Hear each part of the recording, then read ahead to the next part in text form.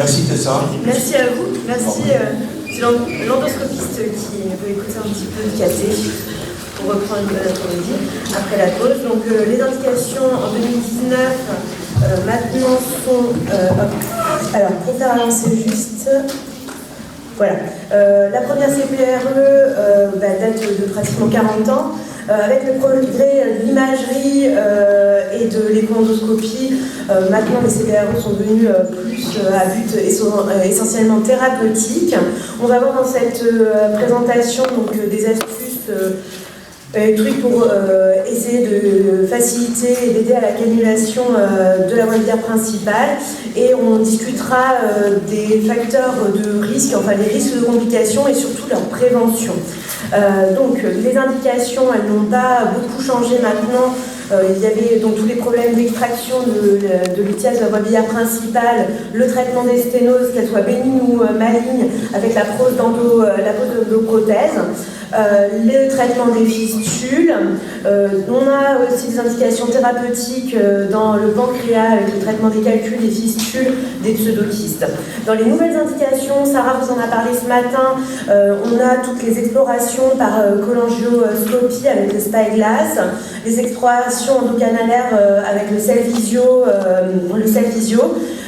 et dans les nouvelles indications, donc l'ampulectomie endoscopique sur les ampulomes se développant sur le versant digestif, sans bourgeon intracanalaire, et on aura dans le futur donc, des traitements endocanalaires avec des traitements par radiofréquence de lésions intrabiliaires. D'où une place de plus en plus faible pour l'examen diagnostique. Donc on va parler tout simplement de la cannulation, donc le cathétérisme standard. On essaye de se mettre en position courte pour être plus stable. La position est importante, le confort de l'endoscopiste aussi. On va placer notre papille dans la partie supérieure et on va cathétériser l'orifice. Alors, on a le droit, sur les recommandations, de cathétériser avec du produit de contraste, mais vraiment avec des injections tout douces. Et puis, maintenant, on recommande plutôt de travailler avec un fil guide à extrémité hydrophile qui permet de diminuer le nombre de complications, et notamment de pancréatite, et qui permet un meilleur succès technique. Donc une image de synchérotomie avec le positionnement, le repositionnement et le complément de la synchérotomie jusqu'au frein. Dans les petites astuces des prérequis, donc la position, elle est bien positionnée. Si vous n'êtes pas positionné correctement, vous ne cathéteriserez jamais votre voie biliaire. Moi, ça m'est arrivé au début de mon installation en privé. J'avais un collègue plus ancien qui, sur mes échecs, je l'appelais en rescue, il reprenait l'endoscope, il me repositionnait, je reprenais la main et finalement j'arrivais à cathétériser. Donc ça, c'est essentiel. Dans les petits trucs et astuces, les antispasmodiques, quand vous avez des contractions du duodénum avec les injections de glucagon, toujours penser donc au confort d'installation en décubitus latéral gauche ou en décubitus dorsal. On peut en ventral, mais nos anesthésistes aiment pas, plutôt être dans un environnement calme et avec un patient maintenant sous sédation. Il est important de connaître son matériel. C'est inadmissible de ne pas connaître ce que vous avez comme matériel, de ses possibilités. On ne commence pas à faire du cathétérisme, que ce soit pour le médecin, mais aussi pour l'infirmière, sans connaître les possibilités de matériel qu'on a. Le mieux, c'est d'être dans une équipe de travail entraînée, que ce soit l'endoscopiste ou les infirmières, avec la place du DU qui me semble importante. C'est un travail de cathétérisme, c'est une collaboration avec notre équipe. Dans les recommandations, donc on a beaucoup de publications sur toutes les techniques pour aider à la cannulation. Et donc on définit déjà une cannulation difficile comme un 5 tentatives de cathétérisme sans parvenir à cathétériser, ou plus de 5 minutes d'essai après la visualisation de la papille. Et enfin, en cas de cathétérisme ou d'opacification non intentionnelle du canal pancréatique. On va avoir alors plusieurs options qu'on va voir qui vont dépendre en fait de la situation d'échec où on se trouve. Par exemple, si on est passé de façon inintentionnelle dans le canal du pancréas, on peut laisser notre fel guide en place, comme on le voit ici, pour nous repositionner et nous aider en rigidifiant l'espace à cathétériser secondairement la voie biliaire. Cette technique nécessite dans un second temps la mise en place d'une prothèse pancréatique prophylactique pour diminuer le risque de pancréatite. On essaie d'être systématique puisqu'en cas d'échec de cette pose de prothèse, on peut avoir un risque de pancréatite qui monte à 30%. On va utiliser des prothèses pancréatiques courtes de 5 French et on fera un ASP dans les 5 à 10 jours qui suivent la pose, puisqu'elles vont migrer spontanément et donc nous assurer qu'elles aient bien nickel. Sinon, il faut aller les chercher juste avec une pince en fibroscopie, il n'y a pas besoin de réendormir le patient. Donc moi, quand ils sont sortis, je les revois à J7 avec un ASP, en les laissant à jeun, en leur disant s'il y a la prothèse, on l'enlèvera au moment où viendrait, tout simplement. Quand on a un échec de cannulation du canal pancréatique, on va pouvoir faire une précoupe, des techniques de précoupe, on en a 3.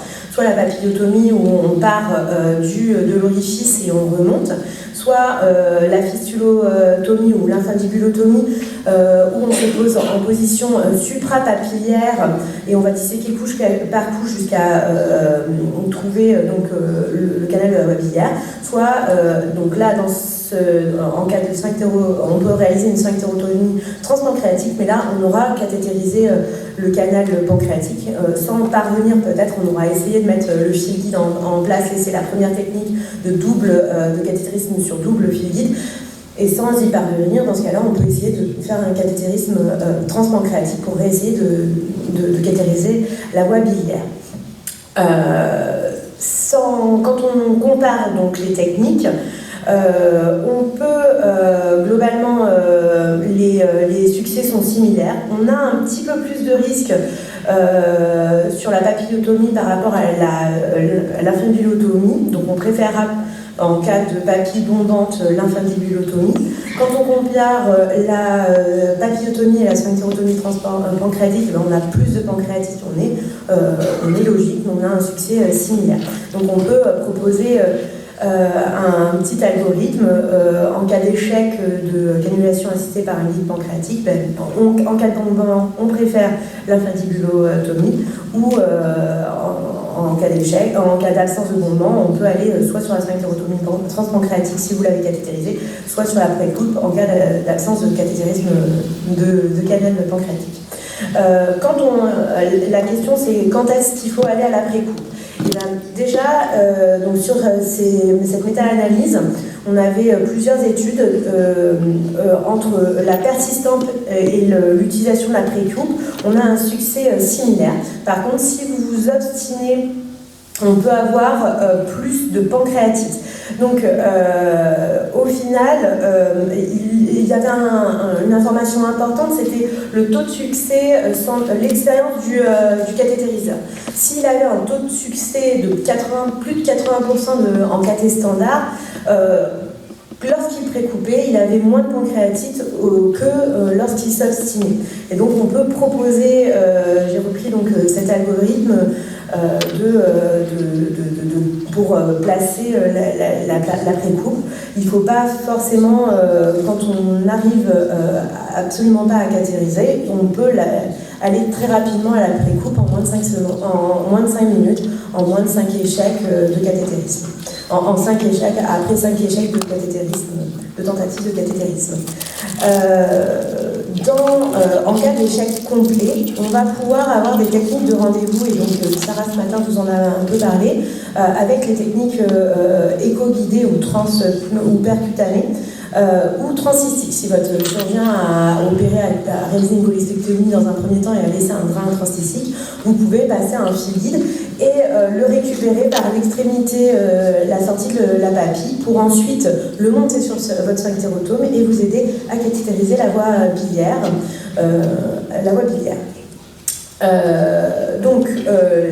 On tire sur les recommandations européennes, un algorithme de choix pour nous aider à nous orienter sur la meilleure technique de cannulation à adopter en cas de cathétérisme difficile. On passera rapidement donc, sur les situations difficiles. Donc, il y a les problèmes anatomiques, le problème du diverticule qui est pour nous un risque, une situation plus difficile avec un taux d'échec un peu plus important à 10%, un taux de complication identique. Attention à la perforation lors de la sphinctérotomie et toujours donc, le conseil d'utiliser un fil guide pour nous aider. On peut avoir recours à la dilatation papillaire en cas de macrocalcul. Donc c'est une situation, vous avez réussi à cathétériser, vous avez un macrocalcul. Soit on peut laisser en place une prothèse qui va avoir une action mécanique et dans un second temps retirer, soit essayer de faire une macrodilatation de la papille sans forcément plus de risque de pancréatite après. Dans les recommandations, il est important, quand vous avez les conditions idéales avec la disponibilité de l'endoscopiste, de l'équipe, on peut proposer donc un geste, une CPR repère opératoire avec un geste en binôme pendant la célioscopie. Sur les cas particuliers des gastrectomies, il faut se tourner vers un centre expert. Et Sarah vous a parlé des techniques également aidées par l'écho-endoscopie, la pose d'une prothèse axiote pour avoir réaccès dans le cas de gastrectomie à la cavité gastrique exclusive. Et donc, qui dit cathétérisme à risque dit prévention des complications. Alors, sur tout cathé, il faut une prévention des complications. En taux global, on est entre 3 et 10%. On a un taux de mortalité qui est rare, mais qui existe. Et les cas risques principaux sont la perforation, le risque infectieux, l'hémorragie et la pancréatite post-CPR. Et donc, dans l'hémorragie, ça représente 1% des procédures. Le facteur favorisant, c'est la coagulopathie, la prise anticoagulant et l'après-coupe, en dehors de, bien sûr, la sphinctérotomie. Le traitement, il sera endoscopique avec une possibilité d'injection d'adrénaline, l'utilisation de prothèses métalliques couvertes. Alors, on n'a pas de littérature, mais c'est une recommandation d'experts. Dans un second temps, en cas d'échec, on peut proposer des artériographies sur la gastro-duodénale qui est l'artère qui va souvent s'aider à ce niveau-là. Dans les complications infectieuses, le facteur principal est l'écart rétentionnel, donc il faut bien essayer de choisir en cas d'une tumeur hilaire, de choisir la zone élective à drainer. On va conseiller pour les prévenir une antibioprophylaxie est recommandée. Elle peut être poursuivie donc en cas de drainage incomplet. L'antibioprophylaxie, elle doit couvrir les BGM et les entérocoques. On a des recommandations qui sont faites avec notre société d'anesthésistes qui sont simples. La complication, donc celle que nous redoutons tous le plus, la pancréatite, c'est la plus fréquente, entre 3 et 5%. C'est une des complications potentiellement graves. Donc il faut savoir la reconnaître, la douleur épigastrique associée à une élévation de la lipase. Elle peut arriver dès le réveil du patient. Et donc on a des moyens de prévention qui sont maintenant bien décrits, avec donc déjà reconnaître les patients à risque, le fait d'avoir un antécédent de pancréatite post ou sans cathétérisme, le fait d'être une femme, d'avoir une bilirubine normale, d'avoir une voie biliaire non dilatée. On n'a pas le chiffre de risque, mais ça augmente le risque de pancréatite. Le fait de ne pas avoir une pancréatite chronique calcifiante. En fait, la PCC est protectrice sur le risque de pancréatite. Et les risques liés à la procédure. Plus vous avez un cathétérisme difficile, le risque en cas de dysfonctionnement du sphincter de sphincter d'Oddi, en cas d'ampulectomie, on augmente nos risques de pancréatite. Ces risques sont bien sûr cumulatifs. Donc dans un premier temps, si vous cannulez le canal pancréatique, il faudra, au bout de cannulation, vous laissez en place votre fil guide. Déjà, il va vous aider à cannuler donc, votre voie biliaire. Et puis, vous allez mettre en place donc, une prothèse plastique temporaire de 5 French courte qui va permettre de diminuer ce risque-là. Le suppositoire d'anti-inflammatoire. Alors, sur les méta-analyses, en fait, toutes les formes, la perfusion, la prise orale, la perfusion peut être marche, mais on a plus de données sur l'administration intrarectale, donc c'est celle qui est retenue dans les recommandations. Elle diminue de plus de la moitié du risque de pancréatite post-CPRE et elle est proposée à tous les patients, sauf en cas de contre-indication, allergie par exemple. Il y a peu d'effets secondaires, on n'a pas de saignement, plus de saignement, donc on y va. Les choses un peu plus modernes, donc l'hydratation agressive par un lactate ou hyperhydratation qui se débute pendant la procédure et qui a permis de montrer qu'on avait une diminution du risque de pancréatite, de la mortalité en cas de pancréatite sévère. Voilà, donc les points forts, la place donc, de la CPRE qui est devenue une CPRE thérapeutique plus que diagnostique, bien connaître les techniques permettant d'améliorer le cathétérisme avec les recommandations de la Société européenne et cet algorithme, et la prévention des complications avec donc l'hyperhydratation, le suppositoire d'anti-inflammatoire et en cas d'annulation du canal pancréatique, la prothèse pancréatique. Merci.